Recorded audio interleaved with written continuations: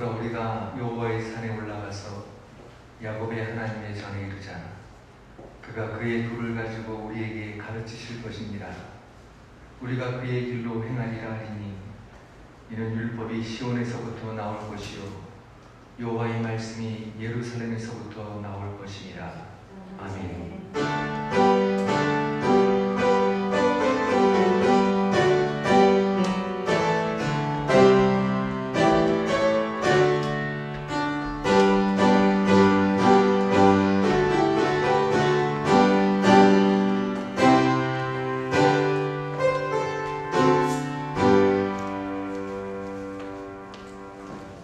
영원토록 찬양 받으시기에 합당하신 하나님 아버지, 우리의 예배를 받아 주시옵소서.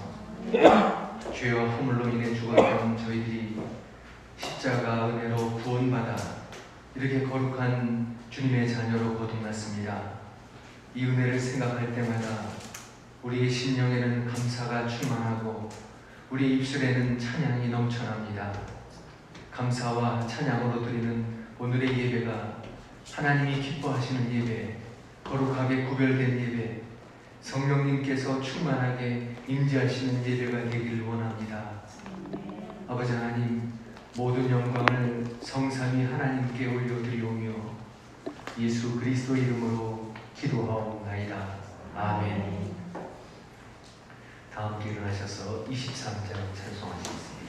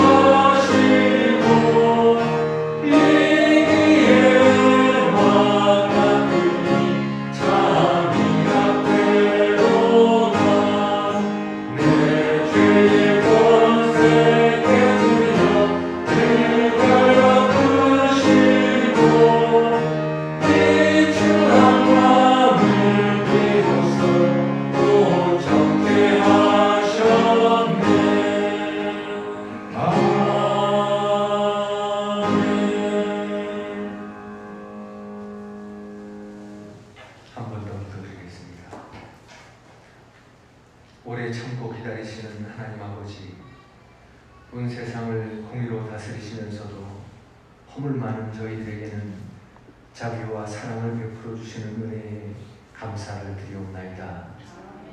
그 크신 사랑에 의지하여 이 시간 회개하오니 우리가 이 시간 회개하는 모든 죄를 주님 용서하여 주시옵소서. 경솔한 말을 함부로 함으로 사람들에게 칼을 내는 상처보다 더 큰 아픔을 준 적이 있었음을 이 시간 고백합니다. 성령의 소욕대로 사는 것이 아니라 죄와 더불어 먹고 마시며 지냈음을 고백합니다. 평안하고 즐거울 때에는 그것이 하나님의 은혜인 줄 깨닫지 못하여 교만하였습니다. 이처럼 지난 한 주간 저희들은 불신앙과 세상의 온갖 염려로 하나님을 기쁘시게 되지 못했습니다. 아버지 하나님, 이 모든 죄와 허물을 용서하여 주시고 우리 마음의 신실한 믿음으로 채워 주시옵소서. 지금은 하나님과 나만이라는 죄를 생각하면서 묵묵히 참여의 기도를 계속 드리겠습니다.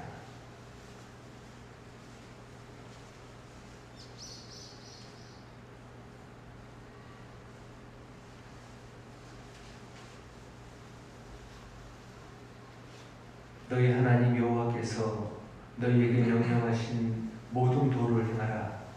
그러면 너희가 살 것이요 복이 너희에게 있을 것이며 너희가 차지한 땅에서 너희의 날이 길리라. 그러므로 이제 그리스도 예수 안에 있는 자에게는 결코 정죄함이 없느니라. 아멘. 사도신경으로 신앙을 고백하겠습니다. 나는 전능하신 아버지 하나님 천지의 창조주를 믿습니다. 나는 그의 유일하신 아들 우리 주 예수 그리스도를 믿습니다. 그는 성령으로 잉태되어 동정녀 마리아에게서 나시고 본디오 빌라도에게 고난을 받아 십자가에 못 박혀 죽으시고 장사된 지 사흘 만에 죽은 자 가운데서 다시 살아나셨으며 하늘에 오르시어 전능하신 아버지 하나님 우편에 앉아 계시다가 거기로부터 살아있는 자와 죽은 자를 심판하러 오십니다. 나는 성령을 믿으며 거룩한 공교회와 성도의 교제와 죄를 용서받는 것과 몸의 부활과 영생을 믿습니다. 아멘.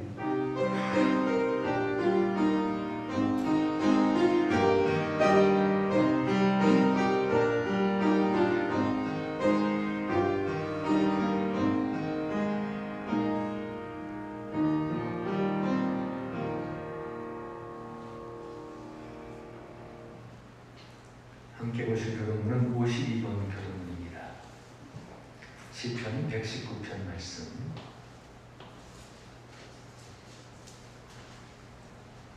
교독문 52번을 함께 교독하겠습니다. 청년이 무엇으로 그의 행실을 깨끗하게 하리까? 주의 말씀만 지킬 따름이니이다. 내가 스스로 주를 찾아사오니 주의 계명에서 떠나지 말게 하소서. 내가 주께 범죄하지 아니하게 하여 주의 말씀을 내 마음에 두었나이다. 찬송을 받으실 주 여호와여, 주의 윤례를 내게 가르치소서. 내가 주의 법도들을 작은 소리로 읊조리며 주의 길들에 주의하며 주의 윤례를 즐거워하며 주의 말씀을 잊지 아니하리이다. 주의 법이 나의 즐거움이 되지 아니하였다면 내가 내 고난 중에 멸망하였으리이다.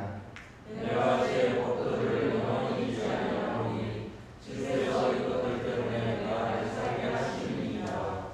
나는 주의 것이오니 나를 구원하소서. 내가 주의 법도들만을 찾았나이다.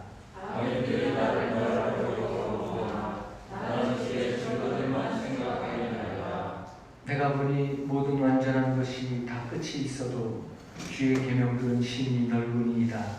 내가 주의 법을 지키는 사람인지요 내가 그것을 종일 가르치도록 읊조리나이다. 아멘. 386장 찬송하시겠습니다.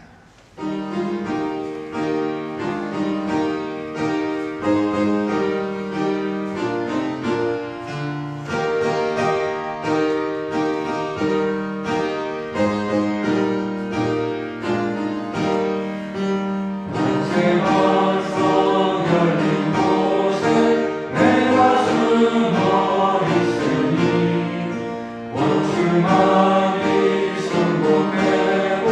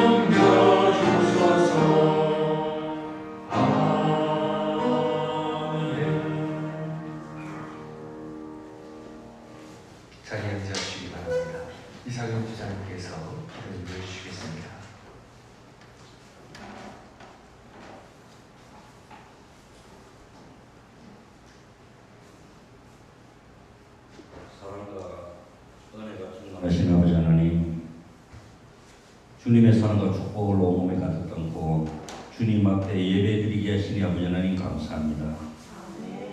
주님의 자녀로 택하셔서 영원히 썩지 않는 하나님의 상급을 바라보며 이렇게 살아가게 하시니 감사합니다. 부활의 기쁨과 소망을 가진 저희들이 온 마음과 정성을 다하여 주님의 이름을 높이며 찬양할 수 있게 하시고 예배드리는 가운데 은혜로운 주님의 음성을 듣는 자리가 되게 하여 주시옵소서. 자비로우신 아버지 하나님, 택함받은 주님의 자녀이면서도 세상과 구별되는 삶을 살지 못하고 오히려 동화되어가는 삶을 살았음을 고백합니다. 주님께서 기뻐하실 것은 하나도 없고 주님께서 진노하실 것만 가득한 저희들의 자신을 보며 두려움 가운데 회개하오니 주님의 긍휼로 덮어주시고 용서하여 주시옵소서. 주님께서 우리들의 연약함과 부족함을 너무나 잘 아시오니 이 시간을 통하여 주님의 능력으로 덮어주시고 날마다 주님의 형상을 닮아갈 수 있는 우리들의 생활들이 되게 하여 주시옵소서. 세상은 온갖 생명의 푸르름을 가득하지만 세상은 역시 암흑의 어둠입니다. 힘들고 어렵게 살았지만 주님이 아니었다면 헤쳐나올 수 없는 어두운 밤들이었습니다.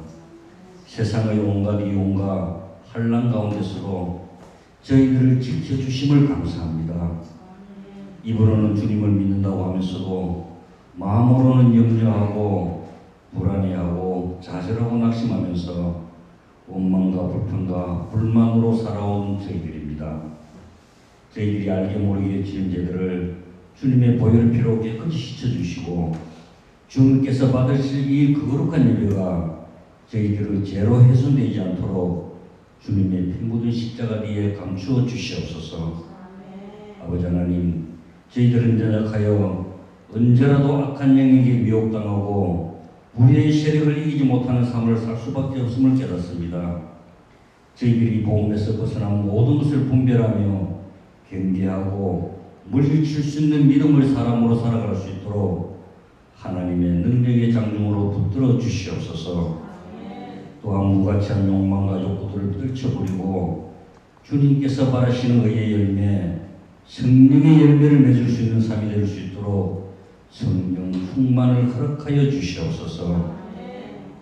이 나라의 정치와 경제와 사회가 안정되고 평온할 수 있도록 도와주시고 이 나라를 바로 이끌어갈 수 있도록 위정자들이 한마음이 되어 나라를 바르게 이끌어갈 수 있도록 아버지 하나님 도와주시옵소서.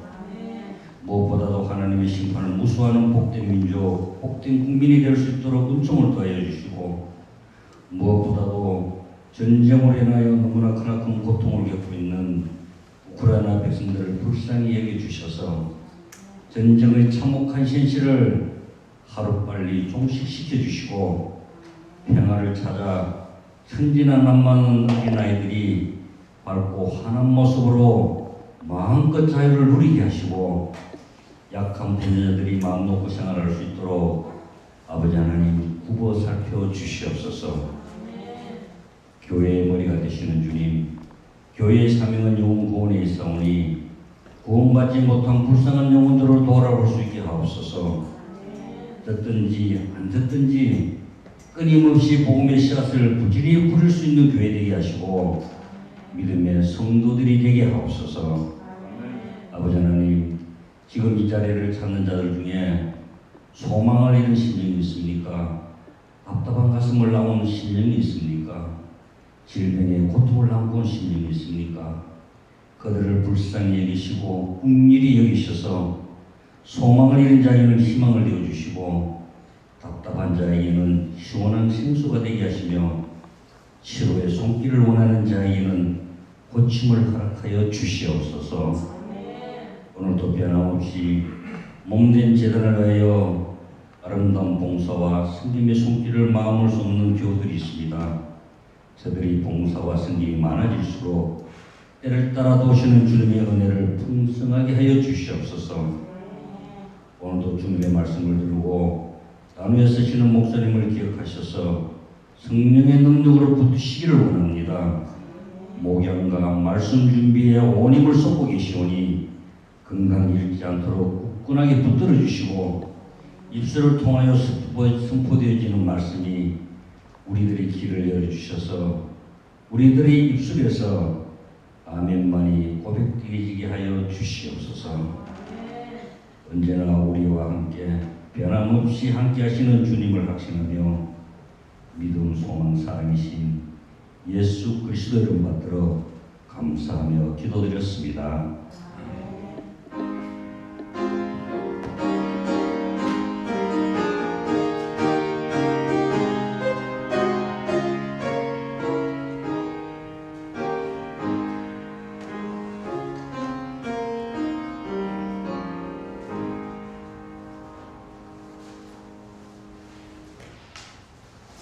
오늘 하나님께서 우리에게 주시는 말씀은 요한복음 11장 17절에서 27절까지 말씀 제가 봉독해 드리겠습니다.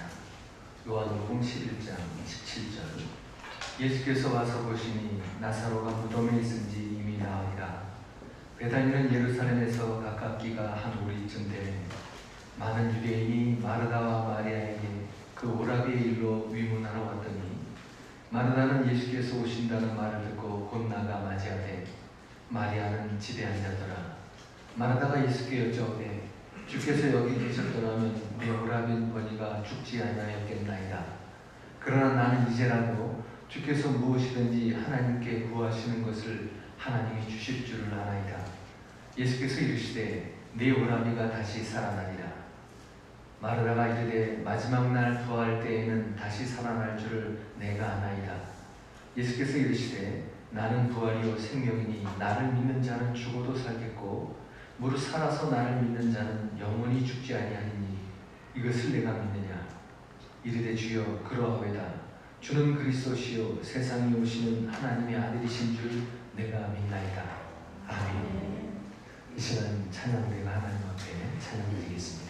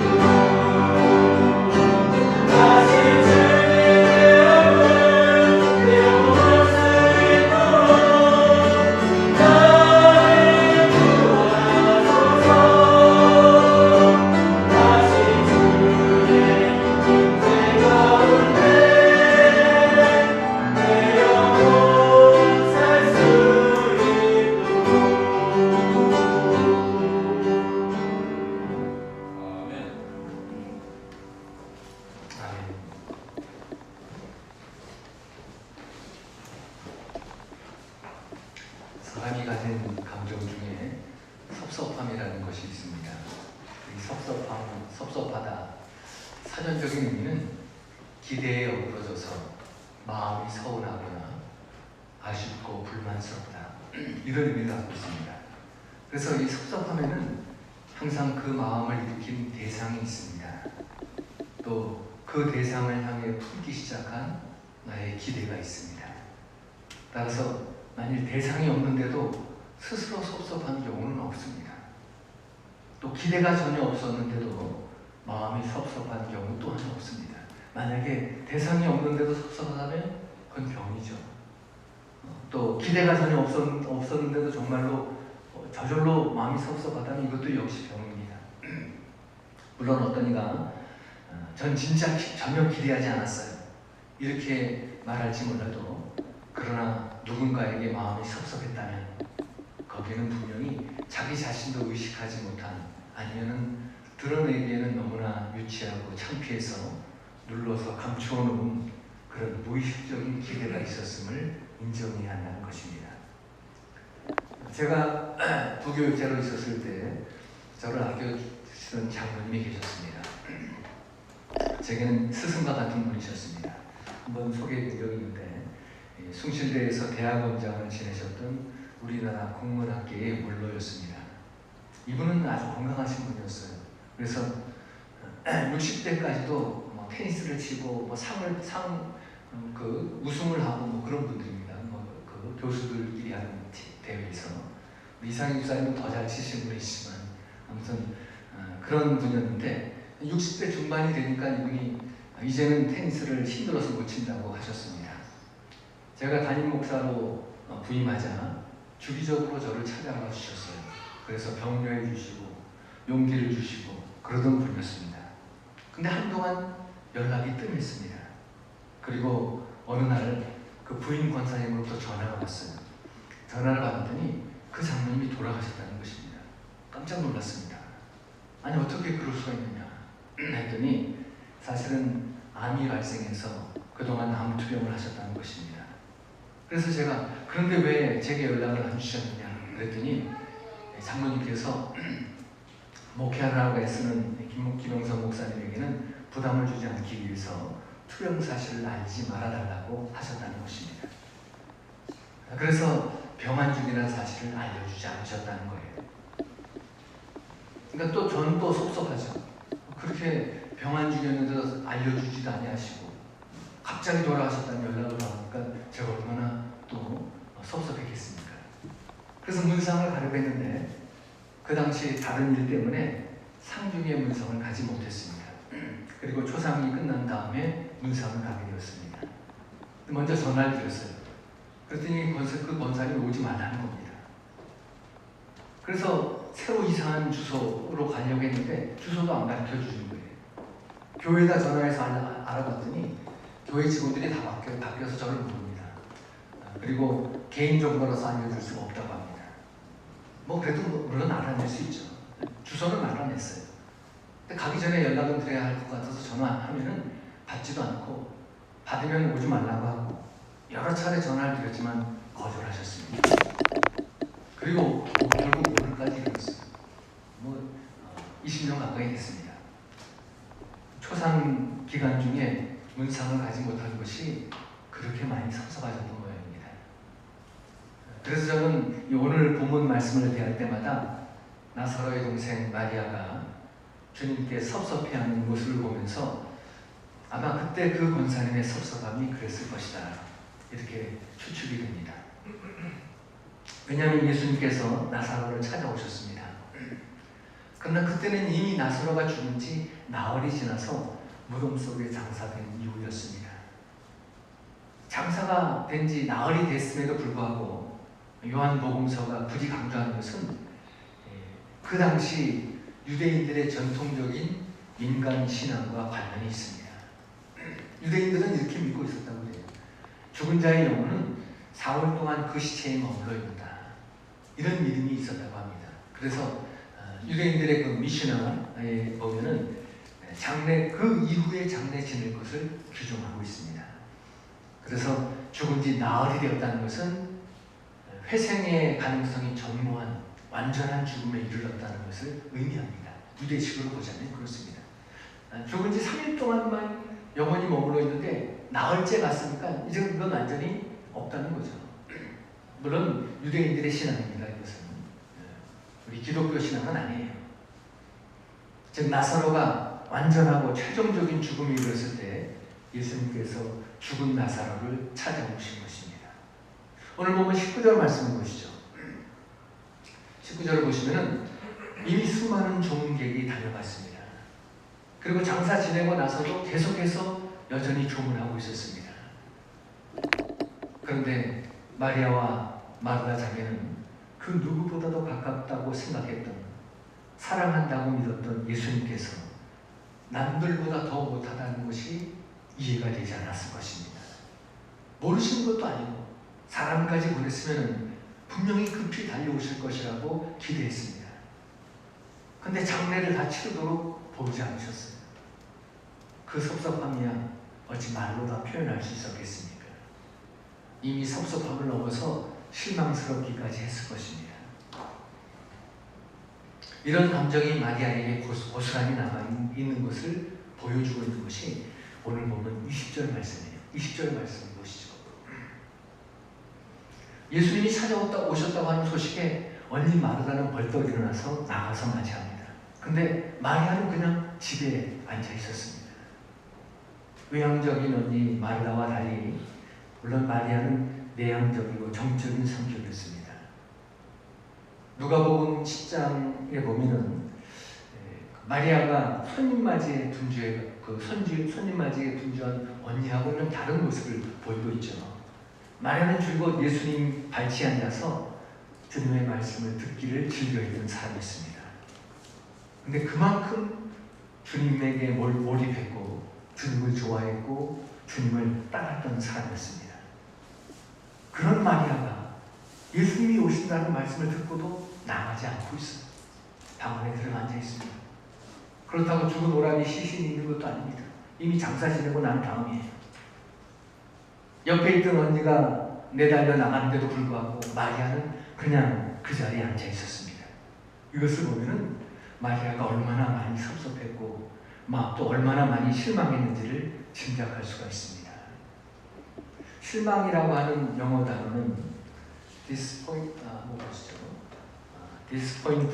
하는 단어인데 dis라고 하는 부정적 두사와 또 appoint는 한 점을 꼭 찌르다, 지명하다 이런 뜻이죠.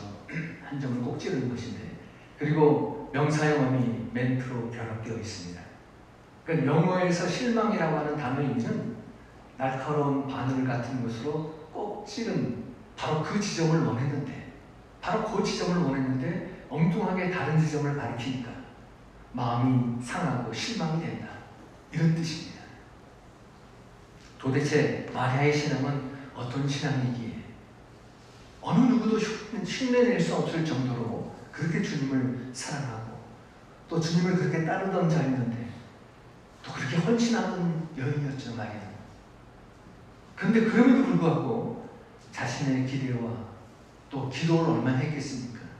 기도대로 되지 않았을 때 어떻게 이렇게까지 실망하는 것일까요? 혹시 우리의 신앙도 이렇지는 않을까요? 혹시 우리의 신앙이 생각으로만 관념으로만 쌓아올린 그런 신앙은 아닌가? 오늘 이 마리아와 마르다 자매의 신앙을 통해서 우리는 우리 자신의 신앙을 돌이켜보게 됩니다. 우리가 하나님을 안다고 할 때 그것은 단순히 이성으로만 아는 것, 또 지적으로만 아는 것, 머리와 생각으로만 아는 것, 그것으로만 주님을 인정하고 주님 말씀에 동의하는 것, 이것이 다가 아니라는 것입니다. 그런데 그런 단순히 지식으로만 하나님을 알고 생각으로 머리로만 주님을 아는 것, 즉 단순한 지식으로 아는 하나님을 관념적인 하나님으로 아는 것이다 이렇게 말합니다. 관념적인 신앙이다. 입으로만 믿는 신앙은 관념적인 신앙입니다. 머리로만 아는 신앙, 지식으로만 아는 신앙, 관념적인 신앙이에요. 행동이 따라가지 않으면 관념적인 신앙이라고 말합니다. 근데 성경이 원하는 하나님에 대한 지식은 머리로 아는 지식에서 끝나는 것이 아니라 머리에서 가슴으로 내려오는 알을 말하는 것입니다. 가슴으로 내려오는 알이라고 하는 것은 체험으로 하는 것, 체험하는 것입니다. 가슴으로 경험한 실제적이고 구체적인 알을 말하는 것입니다. 그 머리로만, 생각으로만, 지식으로만 하나님을 배우고 이해하고 깨닫는 것에 한계가 있다는 것입니다. 그렇게 하나님을 아는 지식으로는 하나님과 교통할 수 없고 세상을 이기고 마귀를 대적하는 그 문제를 극복하는데 아무런 도움이 되지 않습니다. 우리는 오늘 본문을 통해서 이런 신앙의 모습을 보게 됩니다. 입으로만 하는 신앙, 또 머리로만 하는 신앙이죠. 관념적인 신앙의 모습입니다. 주님이 늦게 오셔서 오라비를 살려주지 못한 것에 대해서 섭섭해하는 것입니다. 그러나 만일 체험으로 아는 신앙이었다면 끝까지 섭섭해하지 않았을 것입니다. 왜냐하면 주님이 아무리 늦더라도, 아니 오시지 않는다 할지라도 주님은 말씀으로도 하실 수 있는 분이니까 죽은 자도 살려내시는 능력을 주님이 갖고 계신 것을 이미 알고 있습니다. 회당장 야이로의 딸을 주님이 살려내셨거든요. 그것을 아는 사람들이었어요. 그런데 주님이 늦게 오셨다고 이렇게 실망할 수가 있을까? 진정한 믿음을 가졌다면 오시지 않아도 말씀으로만 병을 고쳐주신 주님이신데 얼마든지 받아들일 수 있었는데, 그런데 마리아와 마르다 자매는 너무나 실망하고 있습니다.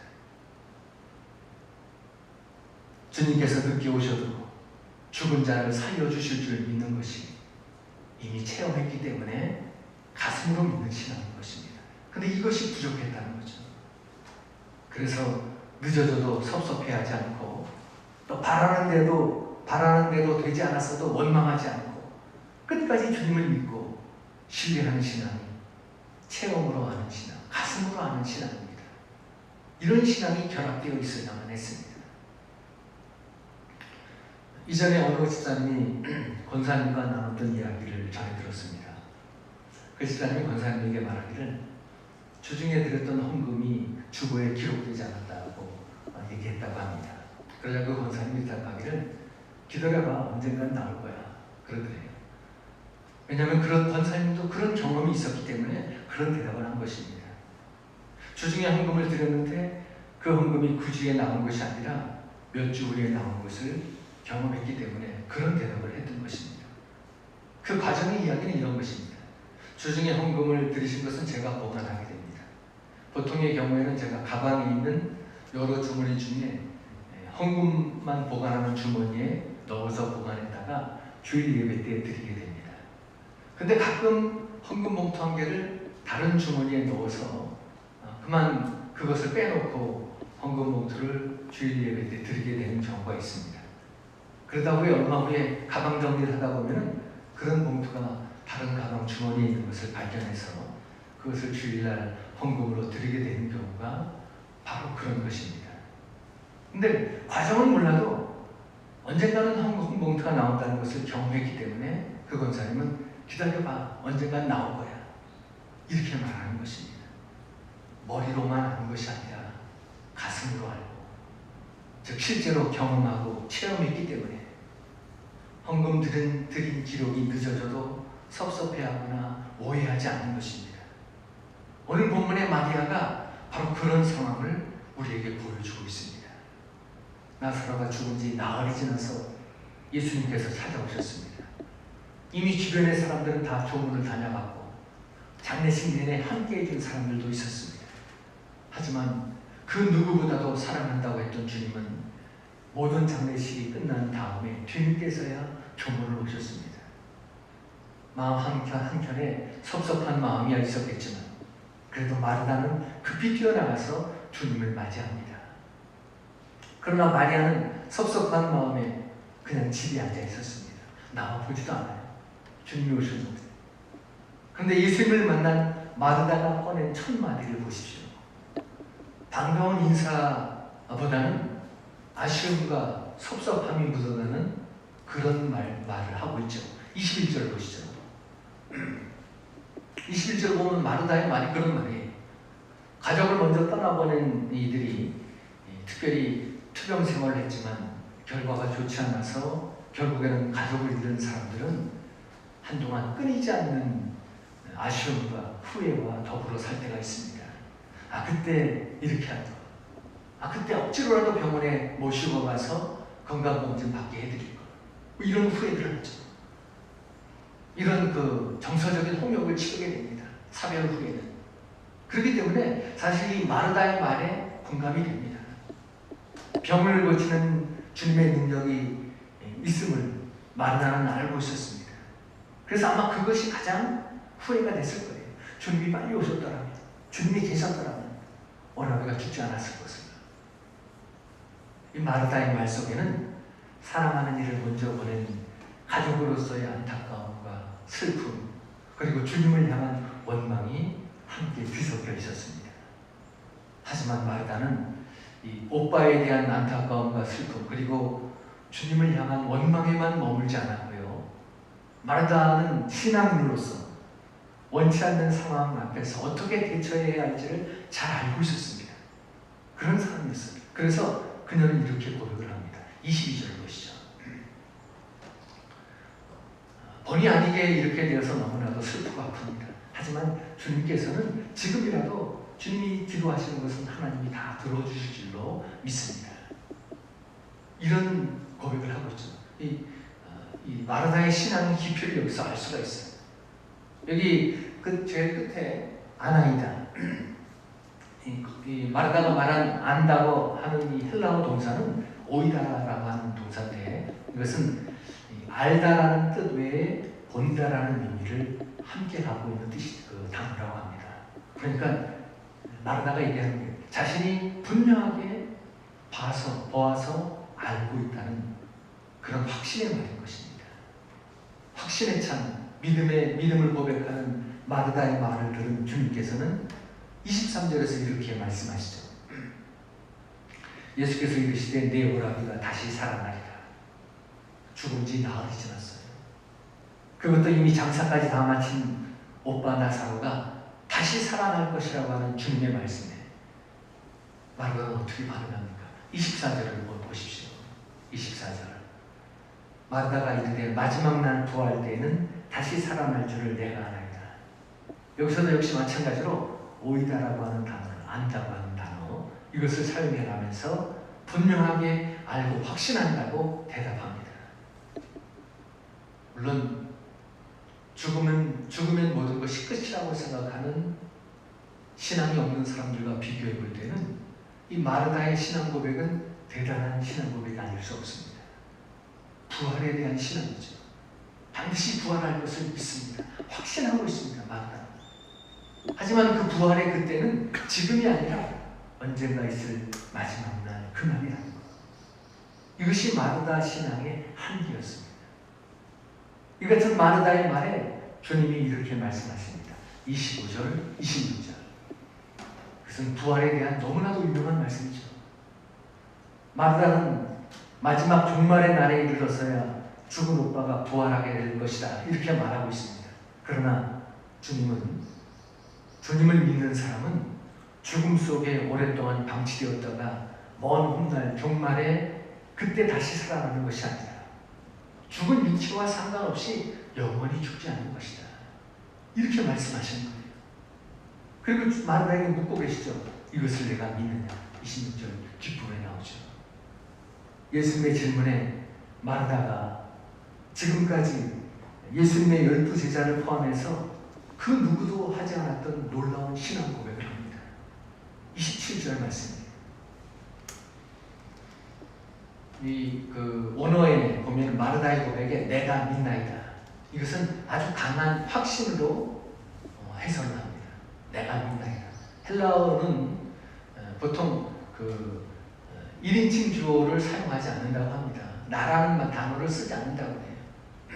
쓰지 않아도 동사를 통해서 몇 인칭인지 다 명확하게 드러나기 때문에 그 1인칭 주어를 사용하지 않는데, 그럼에도 불구하고 마르다의 고백은 굳이 1인칭 주어, 나를 사용합니다. 예수님께서 그리스도이시고 하나님의 아들이신 것을 마르다 자신이 확신을 갖고 믿는다고 하는 그런 고백인 것입니다. 그런데 이 확신에 찬 믿음, 분명한 이 신앙 고백이 뭔가 좀 이상해요. 왜냐하면 39절을 함께 보시죠. 39절. 예수께서 이르시되 돌을 옮겨놓으라 하시니 그 죽은 자의 누이 마르다가 이르되 주여 죽은 지가 나흘이 되었으며 벌써 냄새가 나나이다. 믿는다고 말했는데 39절에 가니까 마르다가 돌을 옮겨놓으라, 돌문을 열어놓으라 했더니 안 된다고 말하고 있는 거예요. 말로는 믿는다고 하고 행동으로는 그렇게 하지 못하고 있는 것입니다. 조금 전까지 예수님께서 부활이고 생명이기 때문에 예수님을 믿는 자는 죽어도 살겠고 뭐 이런 것에 대해서 믿음의 확실한 고백을 했지만, 그러나 실제 부활이 일어날 그 상황 앞에서는 그 고백과는 다른 반응을 하고 있는 것입니다. 다시 말씀드려서 안타깝게도 예수님에 대한 마르다의 믿음은 자신의 구체적인 현실 상황에서는 적용하지 못하고 있는 것입니다. 관념적인 믿음이라는 거죠. 예수님께서 죽은 나사로를 부활시키려고 하는 그 순간 마르다는 불가하다고 하면서 거절하고 있습니다. 이런 신앙이 의식적으로 믿고 생각으로만 확신하는 그런 신앙입니다. 그러나 정작 자신의 실제 상황 속에서는 전혀 반응하지 못하고 역사하지 못하는 그런 관념적인 신앙입니다. 그렇다면 방금 전에 마르다가 그렇게 눈으로 확인했고 안다고 했던 것은 도대체 어떤 것을 안다는 것일까? 믿음을 고백할 때 나는 믿는다, 이렇게 힘주어서 강조하던 마르다의 신앙은 어떤 믿음입니까? 사도 요한은 요한복음서를 통해서 믿음의 중요성을 강조합니다. 그래서 이 요한복음에는 믿음이라고 하는 단어가 무려 90번 이상 나오고 있다고 합니다. 요한복음의 기록 목적에서도 이 말씀이 나오고 있어요. 요한복음 20장 31절. 요한복음의 기록 목적이죠. 그런데 중요한 것은 이 믿음은 관념에만 머무르는 믿음이 아니라고 하는 사실입니다. 사도 요한이 기록하고 있는 믿음은 삶 속에서 생명을 얻고 풍성히 누리도록 하는 가장 실제적인 그와 같은 삶의 믿음입니다. 그런데 오늘날 우리의 믿음은 어떻습니까? 관념적인 믿음입니까? 아니면 실제적인 삶의 믿음입니까? 오늘 본문의 마르다처럼 입으로는 믿는다고 고백하지만 실제 상황 속에서는 머뭇거리거나 혹은 믿지 못하는 것은 아닙니까? 혹은 우리 믿음이 입으로만 주여 하는 그런 믿음은 아닙니까? 교회 안에서만 믿음으로 행하고 교회 밖에서는 믿음과는 상관없는 그런 모습은 아닙니까? 어떤 이들은 오늘날 우리나라 교회의 가장 심각한 문제의 원인을 세속화, 인간화, 물질화 이것으로 꼽습니다. 대부분의 신학자들이 동의하고 있는 바입니다. 그런데 이 모든 문제들보다 근본적인 원인을 꼽으라고 하면 그것은 믿음의 관념화입니다. 관념적인 믿음. 생각으로만, 말로만, 입으로만 하고 실제 생활에서는 전혀 믿음대로 살지 못하고 있는 그와 같은 모습. 왜 우리의 믿음이, 우리나라 교회의 믿음이 이와 같은 모습이 되었을까요? 믿음이 되었을까요? 현 생활 속에서는 힘을 쓰지 못한 채 왜 이토록 관념화되었을까요? 그 이유로 어떤 신학자가 이것을 꼽습니다. 가장 큰 이유로 신앙을 도깨비 방망이처럼 여겼기 때문이다. 그렇게 얘기합니다. 신앙을 주로 필요한 것을 구하는 것에 또한 원하는 것을 얻는 데에 사용하였기 때문이라는 것입니다. 옛날이나 지금이나 인간의 욕망은 끝이 없습니다. 보다 많은 재물에 대한 갈망과 보다 큰 권력에 대한 집착, 오래 살고자 하는 욕망, 인류가 공동생활을 시작한 이래 수천 년 동안 계속 이어왔습니다.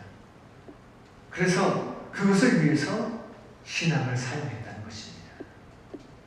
연금술이라는 것이 있어요. 연금술. 허황된 사술이라고 보통 얘기를 합니다. 연금술이라고 하는 것은 말 그대로 일반 금속이나 비금속을 금으로 만드는 행위를 말합니다. 그런데 문제는 과학적인 방법으로, 화학적인 방법으로 금을 만드는 것이 아니라, 돌덩어리를 금덩어리로 만들 수 없죠. 근데 주술적인 방법을 통해서 돌덩어리를 금덩어리로 만들려고 하는 사람들을 연금술사라고 합니다. 그리고 여기서 마술사가 나왔습니다. 물론 연금술의 좋은 결과로 나온 것이 현대의 주기율표입니다. 그러니까 화학이 시작된 거죠. 연금술사들의 노력에 의해서 화학이라고 하는 분야가 시작되었다고 합니다. 그러나 고대의 연금술사들은 돌덩어리들을 금덩어리로 바꾸려고 하는 자들이었기 때문에 혹세무민하는 자들이었습니다. 오늘날도 기도하면은 은리가 금리로 바뀌어진다고 하는 일들이 있죠. 한참 시끄러웠죠. 기도했더니 은리를 넣었는데 금리로 바뀌어졌더라. 한참 그것을 주장했더니가 자기가 한 말을 다 취소하고 그리고 이제 다시 정상적인 그 자리로 돌아온 분이 있는데, 기도만 하면 은이 금으로 바뀔 수 있으니까 기도만 하면 된다. 이것이 바로 현대 기독교 안에 있는 연금술사된 것입니다. 이런 연금술과 같은 신앙을 의지할 때, 물론 신앙과 예술에는 예외가 있습니다. 죽어가던 사람이 살아날 수 있어요. 하나님이 역사하시면. 보잘것없는 작품인 줄 알았는데 많은 사람들에게 감동을 줄 수도 있습니다. 신앙과 예술의 분야에서는 좀 다를 수가 있어요. 그러나 이런 연금술과 같은 신앙에 의지할 때 하나님에 대한 믿음이, 주님에 대한 신앙이 우리의 생각 속에서만 존재하고 우리의 생각 속에서만 고백되어지다 보니까 우리의 믿음과 신앙이 우리의 구체적인 삶 속에서는 적용되지 않는다는 것입니다. 그래서 신앙이 변질된다는 것입니다. 따라서 이런 관념화된 신앙에서 벗어나기 위해서 우리가 잡고 있는 연금술을 내려놓아야 한다는 것입니다. 돌을 금으로 만들고 은을 금으로 만드는 그런 연금술과 같은 신앙에서 벗어나서, 화학자들의 가장 기본은 주기율표를 기본으로 합니다. 그리고 하나하나 실험해 나가듯이 우리 역시 마찬가지로 신앙은 하나님의 말씀을 붙잡고 그 말씀을 실천하면서 한 걸음 한 걸음 신앙의 걸음을 나가야 한다는 것입니다. 오늘날은 땅끝까지 복음이 증거된 그와 같은 시대라고 말합니다.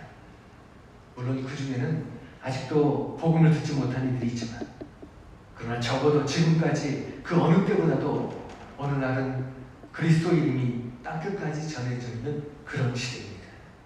사람을 통해서, 방송을 통해서, 혹은 문서나 그리고 인터넷을 통해서 예수 그리스도 이름이 온 땅에 전파되고 있습니다. 그런데 이 시대 그리스도인들은 역설적이게도 점점 그리스도를 잃어버리고 있습니다. 그리스도에 대한 것이 홍수임에도 불구하고 그런 말 있죠. 홍수 중에는 먹을 물이 없다는 말 있죠. 점점 그리스도와 멀어져가는 시대가 이 시대이기도 합니다. 왜냐하면 하나님을 알고 하나님을 제대로 믿고 있다고 확신함에도 불구하고 말다처럼 실제 생활 속에서는, 혹은 환난과 고난, 그보다도 풍요와 만족 속에서는 믿음대로 살지 못하는 것이 오늘날 이 시대의 사람들의 모습입니다. 말만 앞서고 열매 맺는 신앙을 살지 못하고 있습니다. 따라서 무엇을 믿고 무엇을 알든 끊임없이 우리는 진리 안에서 조율되고 교정되어야 합니다. 잘 믿고 있고 또 잘 알고 있다는 그런 착각 속에서 벗어나서 날마다 하나님을 말과 생각으로만 만나는 것이 아니라 인격으로 하나님을 만나야 합니다. 그래서 내 생활 속에서, 내 환경 속에서 어떤 환경이 될지라도, 어떤 슬픔과 실망이 온다 할지라도 결코 하나님을 떠나서는 안 되고, 하나님을 더 가까이, 또 하나님을 더 의지해야 합니다. 실제로 있었던 사건이라고 합니다. 믿음이 아주 신실한 어느 부인이 휴가를 얻어서 아이 4명을 데리고 배를 타고 멀리 여행을 떠났습니다. 휴가를 잘 끝마치고 돌아올 때입니다. 그들이 탄 배가 다른 배와 충돌해서 배가 파손해서 배는 점점 가라앉기 시작했습니다. 이 부인에게 4아이는 모두 다 비소중한 자식입니다. 제일 어린 아이를 안고 있었는데 10살짜리 아들이 파도에 떠내려갑니다. 그 아들을 잡으려고 팔을 뻗었는데 그 통에 8살짜리 아들이 또 떠내려갑니다. 두 아들을 살리겠다고 팔을 뻗는 순간에 안고 있었던 막내 아들이 물에 빠져버렸습니다.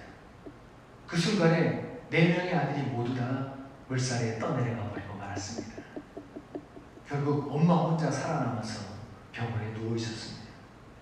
남편이 병원에 와서 부인의 손을 잡고 위로합니다. 그 남편은 목사님과 그 부인의 손을 잡고 이런 고백을 했다고 합니다. 목사님, 제가 제 삶과 인생의 전부의 값을 다 치르고도 하나님 아버지를 의지할 수 있게 하심을 감사합니다. 그 말을 들은 그 목사님은 눈물을 감추지 못하고 그 남편에게 하는 말이, 당신은 나보다 더 큰 믿음의 사람입니다. 이렇게 고백했다고 합니다. 갈라디아서 2장 20절 말씀, 우리가 잘 아는 말씀이죠. 내가 그리스도와 함께 십자가에 못 박혔나니 그런즉 이제는 내가 사는 것이 아니요 오직 내 안에 그리스도께서 사시는 것이라. 이제 내가 육체 가운데 사는 것은 나를 사랑하사 나를 위하여 자기 자신을 버리신 하나님의 아들을 믿는 믿음 안에서 사는 것이라. 이 바울의 고백을 그냥 바울이라고 하는 사람의 고백으로만 받아들이는 것이 아니라, 또 단순히 우리가 말로 하는 그런 고백으로만 받아들이는 것이 아니라, 이 고백을 정말 우리의 삶 속에서 하나님의 말씀을 지키고 실천하면서 오직 하나님만 의지하는 믿음이 되어서 하나님께 인정받는 하나님의 믿음의 자녀들이 다 되시기를 축원합니다. 기도드리겠습니다. 전능하신 하나님 아버지, 우리의 신앙이 말로만 생각으로만 믿는 신앙이 아니라 우리의 삶 속에서 하나님의 말씀을 지키며 실천하여 믿음의 열매를 맺는 그런 신앙이 되게 하여 주시옵소서. 무엇보다도 우리에게 닥치는 어려움과 고난 속에서도 우리가 드리는 기도와 기대가 더디게 이루어지거나 혹은 이루어지지 않는다 할지라도 바로 웃기는 우리의 믿음이 그런 일에 좌절되거나 실망하거나 또 원망하는 것이 아니라 오히려 더욱 주님을 믿고 의지하는 그런 신앙 되게 하여 주시옵소서. 예수님의 이름으로 기도하옵나이다. 아멘. 433장 찬송하시면서 준비하신 예물을 하나님께 드리겠습니다.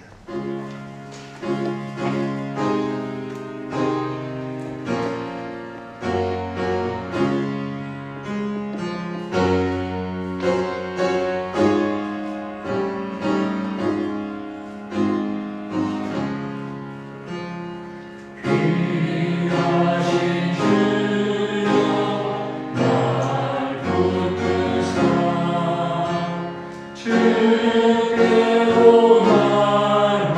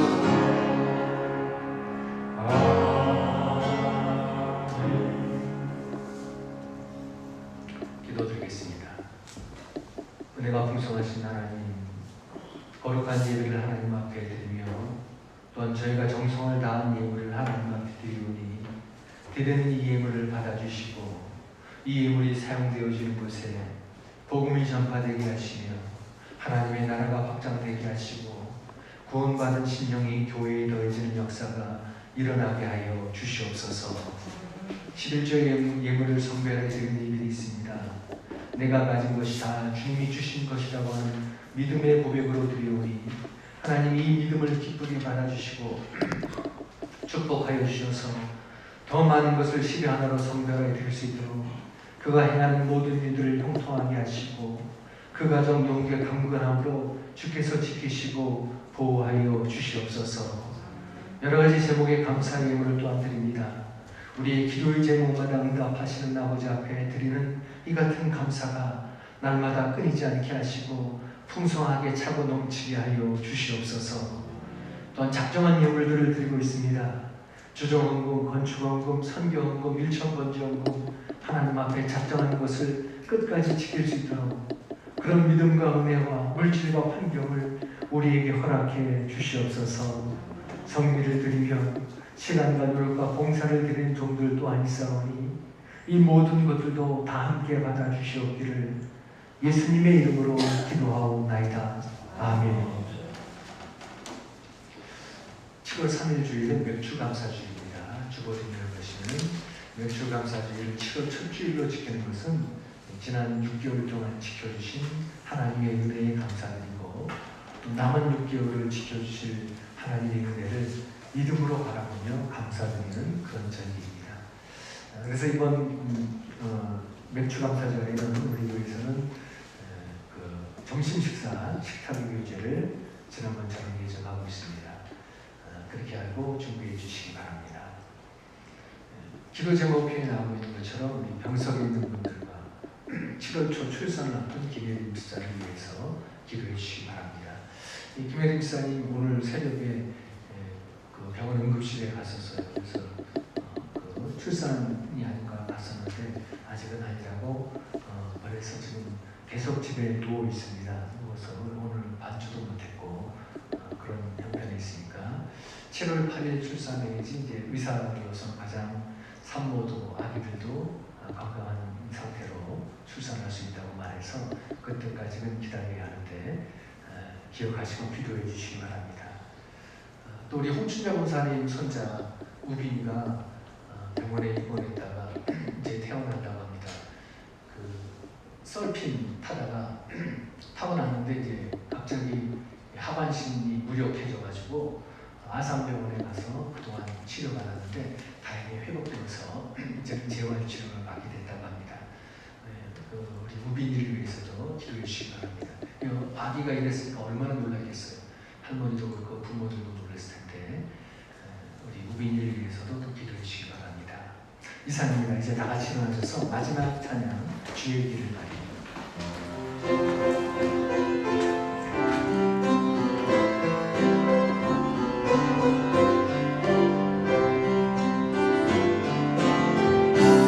비바람이 앞을 막아도 나는 가리 주의 길 가리